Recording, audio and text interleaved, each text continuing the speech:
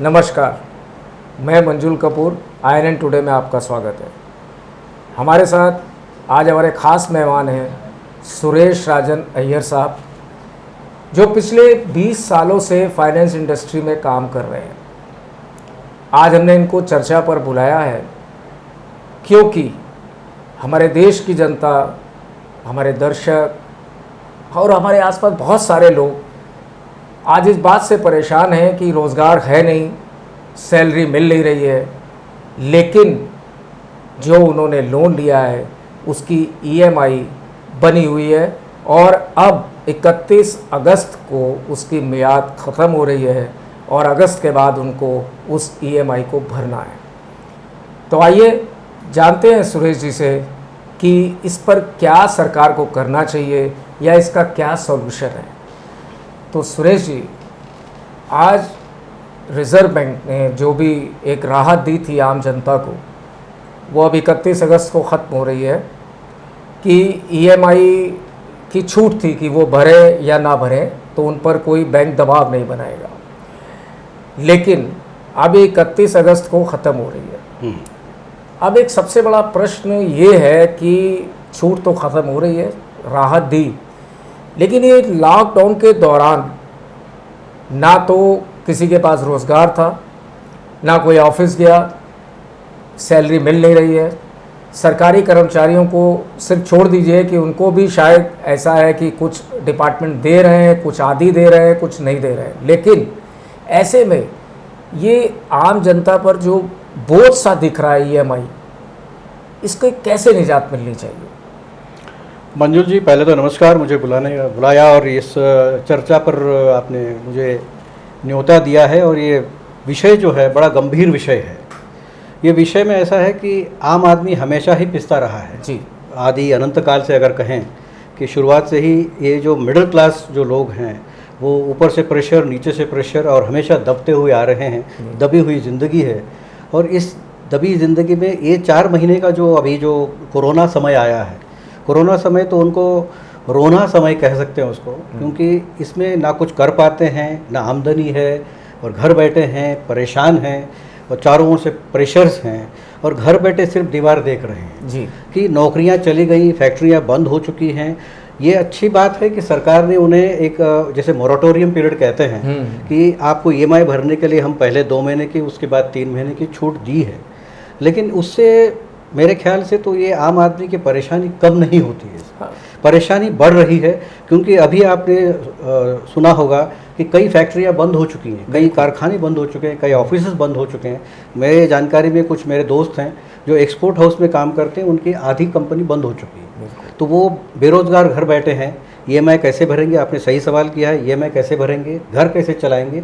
जिंदा कैसे रहेंगे जी। इसके लिए आपके चैनल द्वारा एक मेरी अपील है सरकार से कि सरकार ये जो मोरेटोरियम पीरियड है या जो छूट देने की जो अवधि है उसको बढ़ाकर मार्च तक ले जाएं और उसमें थोड़ी बहुत राहत मिल सकती है, ऐसा मेरा मानना है। क्योंकि हो सकता है कि आने वाले कुछ महीनों में कोरोना समय जाने के बाद रोजगार शुरू होगा, सब पटरी पर आ सकती है। उसमें टाइम लगेगा, समय लगेगा 5-6 महीना तो कम से कम उम्मीद मान के चलें कि 6 महीने के आसपास तो एक आम आदमी अपनी पटरी पे आ सकता है जीवन को चलाते हुए।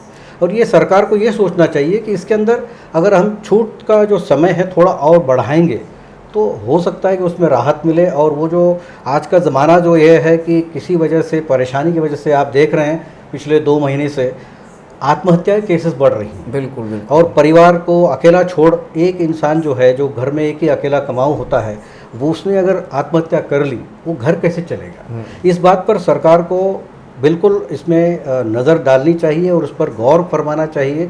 और इस पर ये छूट जो है एक तरह से राहत है, ये छूट पूरी तरह से राहत नहीं है, क्योंकि उसके रोज़गार की कोई राहत नहीं है। फैक्ट्रियाँ शुरू होने की कोई उम्मीद नहीं है, ऑफिस शुरू होने की कोई उम्मीद नहीं है। जैसा आपने कहा कि सरकारी ऑफिस भी पिछले 1 महीने से 2 महीने से जा रही हैं। वो लोग भी सिर्फ 10 या 15% लोगों को ही काम उसमें मिल रहा है, उसमें भी आधी सैलरी पे काम कर रहे हैं। ये चिंता का विषय तो है ही, लेकिन इस चिंता का विषय के लिए सरकार के लिए है कि इसको अवधि को बढ़ाए ताकि एक प्रकार के राहत तो मिले कि भैया मुझे कोई फ़ोन ना आए, मुझे कोई परेशान न करे, कि जिसको कहते हैं कि वसूली अगर मुंबईया भाषा में कहें तो ये वसूली है, वसूली ना हो। एक चीज़ मेरे और जहन में आ रही है कि हमारी सरकारें, जी, जहाँ तक आपने भी देखा होगा और पूरी दुनिया जानती है, हमारा पूरा देश जानता है कि बहुत सारे ऐसे डिफ़ॉल्टर अरबपति लोग रहे जिनका सरकार ने अरबों का कर्ज माफ़ कर दिया। तो क्या हमारी सरकार, ये जो हमारी आम जनता, गरीब जनता जो इस पर ईएमआई का बोझ पड़ा है, तो ये जो लॉकडाउन के पीरियड का क्या ब्याज माफ़ नहीं कर सकती? बिल्कुल, आपकी मांग जो है सही है, जायज़ भी है, लेकिन ये सरकार के ऊपर है कि किस तरह से लेते। सरकार के ऊपर प्रेशर तो आना चाहिए कि भाई आम आदमी के प्रेशर क्यों।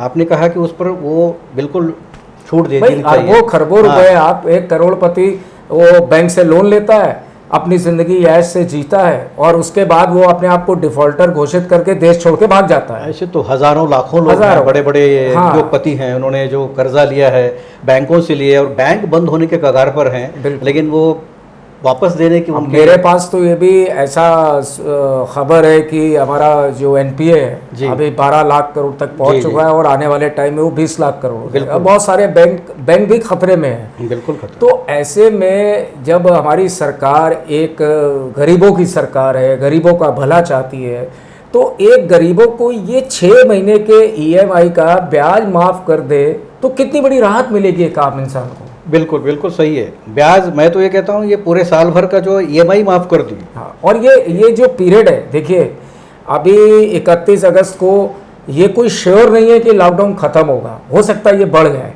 तो ऐसे में सरकार को कम से कम अगले फाइनेंशियल ईयर तक, मार्च तक, हर आम आदमी को ये राहत देनी चाहिए कि अगर उसके पास है पैसा तो वो ईएमआई भर दे और नहीं है तो उसको मार्च तक राहत देनी चाहिए, उसके ब्याज को माफ़ करना चाहिए ताकि उसको कुछ तो राहत महसूस हो। नहीं, इसमें मेरे ख्याल से एक स्टेप ऐसा हो सकता है कि पहले आप अगर ईएमआई उसके अंदर जो मोरेटोरियम पीरियड है वो बढ़ा दीजिए ताकि उसे फ़ोन ना आए। बिल्कुल। और जो उस पर जो ब्याज लग रहा है उस सेकंड स्टेज में, अगर मोरेटोरियम पीरियड में आपने 6 महीने तक के लिए उसका ईएमआई को स्थगित कर दिया या पेंडिंग रख दिया कि भाई उसके बाद ले सकते हैं, जब वो ठीक ठाक अपने रोजगार चला सकता है तब से उससे लिया जा सकता है। तो 1 मार्च तक ईएमआई के बाद अगर ये पॉसिबल है गवर्नमेंट को कि इसके अंदर जो ब्याज बढ़ रहा है, ब्याज को आप माफ़ कर दीजिए। ईएमआई, पहली बात है कि ईएमआई को माफ़ करें तो अपने आप। और ये देखिए ना, सबसे पहले इन्होंने ये जो सारी चीज़ें सिर्फ टर्म लोन पर रखी हैं जी। अभी आप या मैं क्रेडिट कार्ड का इस्तेमाल करते हैं, तो क्रेडिट कार्ड से यदि हम कोई सामान लेते हैं उस पर ये नियम लागू नहीं है। और क्रेडिट कार्ड वाले तो आप जानते हैं, ब्याज पे ब्याज, ब्याज पे ब्याज, और वो उनका ब्याज कभी ख़त्म ही नहीं होता, इंसान इस दुनिया से ख़त्म हो जाता है। सही बात है। तो इस पर गवर्नमेंट का अंकुश नहीं है।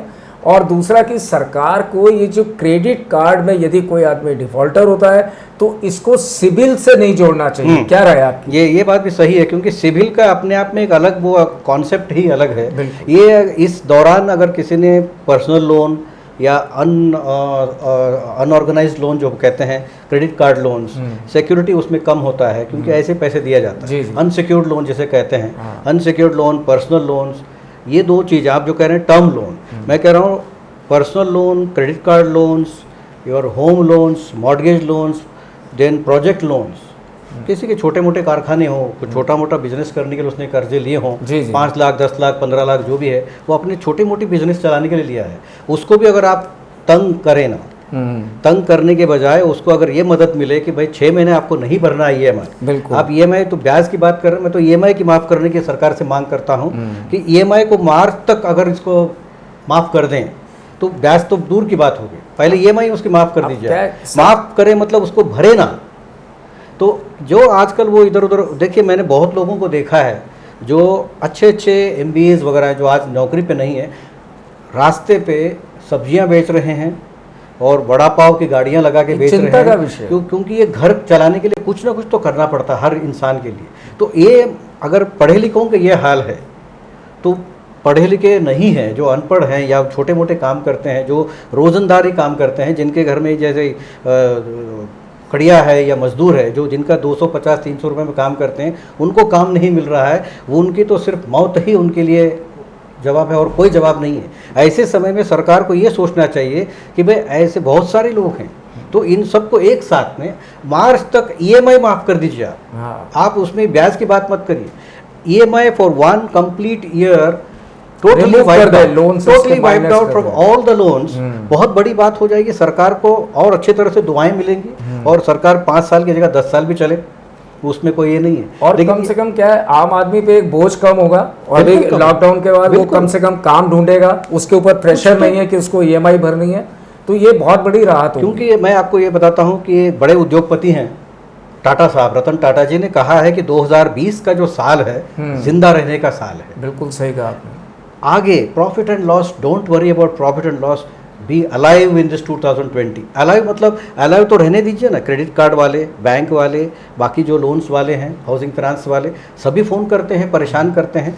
बहुत सारे लोग, अभी आप बोल रहे हैं कि मैं खुद भी क्रेडिट कार्ड का ग्राहक हूँ, तो मुझे भी फ़ोन्स आते हैं, तो मैं उनको बोलता हूँ आज पैसे नहीं है, कल मिलेगा। लेकिन ये मैं बोल सकता हूँ, अगर किसी को बोल नहीं पाते हैं, वो अंडर प्रेशर अपनी ज़िंदगी के साथ में कुछ गलत निर्णय ले लेते हैं और परिवार को अकेला छोड़ के चले जाते हैं और हालत ख़राब हो जाती है। बिल्कुल बिल्कुल, या ऐसे बहुत सारे किस्से मैंने देखे भी हैं। अब देखिए, उसमें सरकार ने एक चीज़ लिख दिया कि आप ईएमआई का ऐसे देंगे, ऐसे देंगे, ऐसे देंगे, लेकिन सरकार ने ये नहीं सोच रही है कि आपके रोज़गार बंद हैं, या तो आप जो फैक्ट्रियां बंद हैं उनको चालू करने में मदद करें और उनको ऐसे आदेश जारी करें कि वर्कर्स की सैलरी आपको देनी पड़ेगी।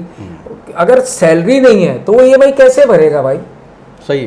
तो मैं आपसे ये जानना चाहता हूँ कि हमारी सरकार को ऐसे और कौन से कदम उठाने चाहिए कि ये जो युवा वर्ग हमारा बेरोजगार, ये जो आज इस कर्ज से, ईएमआई से परेशान होके सुसाइड की ओर टर्न हो रहा है, ये रुके, और उसको एक मेंटली इतना फ्री सरकार कैसे करे कि वो अपने रोज़गार को ढूंढे, रोज़गार पर ध्यान दे। बिल्कुल, इसमें मैं आपके लिए उसमें थोड़ा सा और जोड़ देता हूँ। सरकार के पास कई सारी योजनाएं हैं जो आम जनता तक या आज के नवयुवक के तरफ पहुँचती नहीं। बिल्कुल, बहुत सारी उसके अंदर अपॉर्चुनिटीज़ हैं, मौका बहुत सारे हैं, और वो वहाँ तक लाने की कोशिश अगर सरकार करे, क्योंकि ये जो स्किल लेबर मिनिस्ट्री है, उस मिनिस्ट्री के ज़रिए, क्योंकि कौशल की बात कर रहे हैं हमारे केंद्र सरकार, कौशल का जो विभाग है उस विभाग में बहुत सारे जो अपॉर्चुनिटीज़ हैं, ऐसे मौके बहुत सारे जो छोटे छोटे काम उसमें किया जा सकता है, और हर कोई जो बेरोज़गार युवक है जो थोड़ा बहुत उसमें कैपिटल लगा के अपनी छोटी सी एक यूनिट कर सकता है, वो उसमें अपने रोज़गार की एक नया उसमें आयाम ढूंढ सकता है। देखिए, उसमें भी क्या है, आज जहाँ तक एक प्रैक्टिकल वे में मैं आपसे बात करता हूँ, प्रैक्टिकल वे में क्या है कि आज यदि एक आम आदमी को, एक गरीब आदमी को 50,000 1 लाख रुपए का लोन चाहिए, तो बैंक उसके सामने इतनी बड़ी लिस्ट रख देता है, ये पेपर चाहिए। तो वो गरीब आदमी, मान लीजिए ठेला लगाता है, उसको बढ़ाना चाहता है, वो ये सारी चीज़ें कहाँ से लाएगा? और आज उसकी जगह कोई कागज में सशक्त है मगर फ्रॉडियर है, उसको हमारे बैंक अरबों रुपया लोन दे देते हैं और उसके बाद एंड में सरकार उसका लोन माफ कर देती है। ये प्रक्रिया हमारे देश में सबसे ज़्यादा चल रही है, इसीलिए लोग लोन लेके भाग जाते हैं, पी जाते हैं, उनको मालूम है सरकार मेरा क्या होगा, कुछ नहीं होगा। तो इस पे अंकुश हो, और सरकार को, जो हम आप आज जिस बात पे चर्चा कर रहे हैं कि आज सबसे बड़ा अगस्त के बाद आम आदमी पर ईएमआई का जो बोझ एक साथ पड़ने वाला है, उस पर राहत दे, इस पर आप कुछ हमारे दर्शकों को संदेश दीजिए। दर्शकों को सिर्फ यही संदेश देना चाहूँगा कि मैं भी आप जैसा एक आम नागरिक हूँ, और इस कोरोना काल या एक आपदा जो स्थिति है, उस स्थिति में अपने आप को संयम तो रखना पड़ेगा, क्योंकि आने वाला समय अच्छा समय होगा, और संयम रखेंगे और घर परिवार के साथ खुश रहेंगे, किसी भी हालत में हो, भले 2 जून का रोटी ना मिले लेकिन 1 जून की रोटी तो मिले, लेकिन खुशी खुशी अपने परिवार के साथ अगर समय बिताएं, हो सकता है कि आने वाला समय जो है बहुत ही अच्छा, और भविष्य जो है बहुत अच्छा, सुखद और सुनहरा होगा।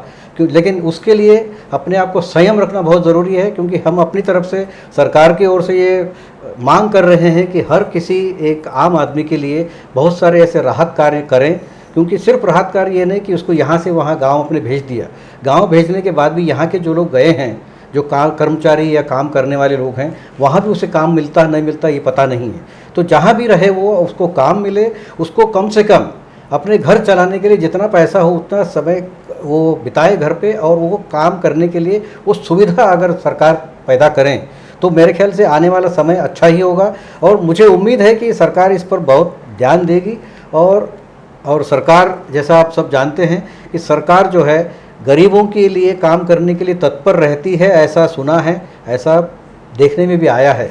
तो उम्मीद रखें कि आने वाला जो समय है आपका अपना समय होगा, और ये समय जो है बस आज आपको संयम रखना है, अपने घर वालों के साथ रहना है, और जो भी काल होगा उसको किसी भी तरह से निकालना है। क्योंकि ये एक लाइन जो मैं कह दूं, जो परिस्थितियों को स्वीकारेगा वो ज़िंदगी से हारेगा, परिस्थितियों को जो ललकारेगा वही ज़िंदगी को जीतेगा। इतना याद रखें दोस्तों। मैं आपका अपना बस यही चाहता हूं कि आप सब सुखी रहें, सुरक्षित रहें, और धन्यवाद। ये थे हमारे साथ सुरेश राजन जी, जिन्होंने बहुत अच्छी बात कही और आप तक बहुत अच्छी बातों से आपका मनोबल बढ़ाया। मैं INN टुडे की तरफ से सरकार से अपील करता हूँ कि आप इस पर थोड़ा ध्यान दें, जैसा कि इन्होंने भी कहा और मेरा भी मानना है, और आप सब भी यही चाहते हैं कि इस कोरोना काल में इतनी बेरोज़गारी बढ़ गई है, रोज़गार नहीं है, लोगों के पास खाने तक को नहीं है, ऐसे में EMI कैसे भरेंगे। तो इस EMI को सरकार माफ़ कर दे और मार्च तक इस पीरियड को एक्सटेंड करे कि मार्च तक किसी को भी टर्म लोन की EMI नहीं भरनी है, ताकि उस पर कोई मानसिक दबाव ना आए। बहुत से लोग सुसाइड की ओर जो टर्न हो रहा है वो रुकेगा। करोड़ों अरबों रुपया सरकार खर्च करती है, अगर इस पर माफ़ कर देगी तो कोई मेरे ख्याल से बहुत ज़्यादा अंतर नहीं आने वाला सरकार को, लेकिन एक आम आदमी, आम गरीब आदमी को बहुत राहत मिलेगी। बिल्कुल। इसी के साथ आज का कार्यक्रम, आज की चर्चा हम यहीं समाप्त करते हैं। फिर मिलेंगे किसी नई चर्चा पर, किसी नए विषय के साथ। तब तक मंजुल कपूर को और सुरेश जी को इजाज़त दीजिए। नमस्कार। For more details, subscribe to our channel INN Today and press the bell icon.